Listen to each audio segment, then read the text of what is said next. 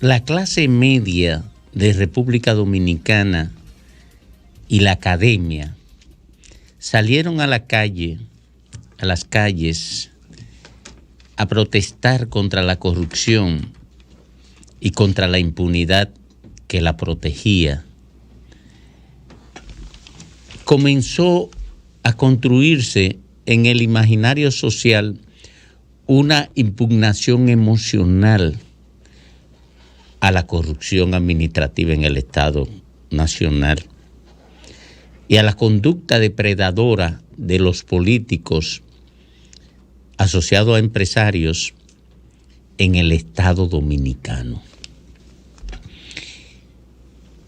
Bajo el estímulo de Marcha Verde, esto fue convirtiéndose en una ola arropante que contaminó incluso otros sectores de la vida nacional, sectores empresariales y sectores populares inquietos que eran capaces de ir un poquito más allá de lo obvio en su pensamiento social. El PRM en la oposición vio una gran oportunidad, montarse en esa ola y construir una alianza con la clase media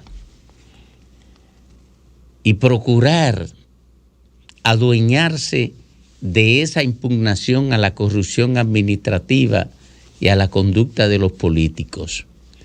Porque por el tiempo que tenía el Partido de la Liberación Dominicana en el gobierno, cuando la gente pensaba en políticos, pensaba en PLDistas, pensaba en el funcionariato vinculado al Partido de la Liberación Dominicana. Y el PRM lo hizo correctamente, aunque el PRM, que era el nombre adoptado por la gran camada de dirigentes y la amplia masa popular del Partido Revolucionario Dominicano, cargaba en sus hombros y en su cerebro los mismos vicios que llevaron al Partido de la Liberación Dominicana a convertirse en la estructura política prohijadora de la mayor práctica de corrupción administrativa en la historia del Estado Dominicano. El PRM se benefició de manera opípara de esa impugnación social y le permitió apropiarse de la voluntad de castigo que tenía la sociedad dominicana contra todo el que identificaba como corrupto. Y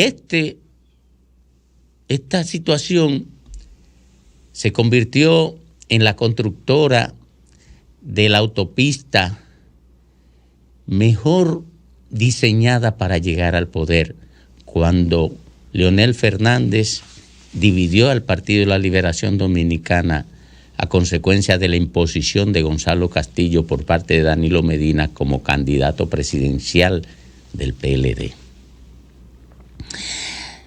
Se benefició el PRM de la subjetividad que construyó la clase media bajo la sombrilla convocante de Marcha Verde y llegó al poder. Pero ocurre que el PRM no se quedó en el beneficio que obtuvo del discurso contra la corrupción en la campaña electoral, como habían hecho todos los partidos políticos en los últimos tiempos, sino que quiso seguir beneficiándose de eso con la designación de un ministerio público que se encargó de iniciar un proyecto de persecución parcial de la corrupción. Y digo parcial adrede porque el Ministerio Público Independiente solamente persiguió la corrupción de gente cercana a Danilo Medina. nunca persiguió la corrupción que se dio en el PRM y que provocó que el PRM apartara del gobierno por lo menos a cuatro ministros y una caterva de funcionarios de niveles más bajos. El Ministerio Público Independiente no se dio por enterado de eso, a pesar de que con la destitución había una confirmación de una mala práctica administrativa. Tampoco el Ministerio Público Independiente pudo darse cuenta de que la corrupción era común en los gobiernos, tanto en los gobiernos de Leonel Fernández como en los gobiernos de Danilo. Por eso no aparece en los expedientes del Ministerio Público Independiente ni gente del PRM ni gente de la Fuerza del Pueblo.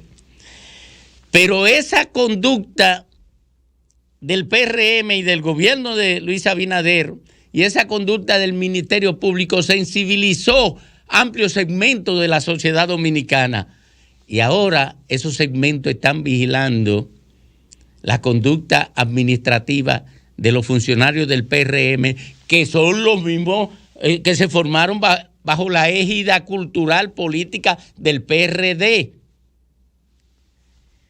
Y los escándalos en los últimos 3 años se cuentan por montones. Y estamos en una campaña electoral.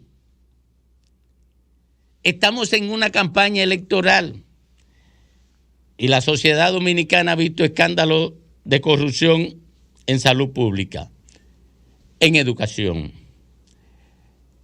en el Ministerio de la Juventud.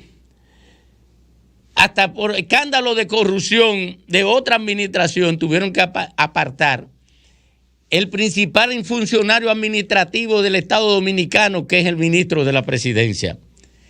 Y si cuento, llega el espacio de Jochi y todavía no he terminado. Pero ¿qué es lo que yo quiero sintetizar al final de esto?